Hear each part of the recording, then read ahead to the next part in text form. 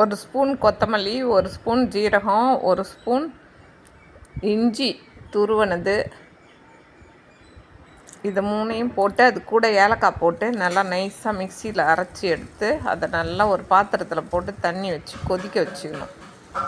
இதை சாப்பிட்டா பித்த, வாந்தி, மயக்கம், தலை சுத்தல் எல்லாமே குணமாகும்.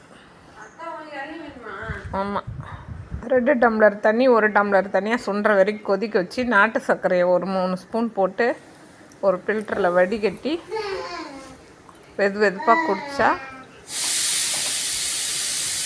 ரொம்ப நல்லது.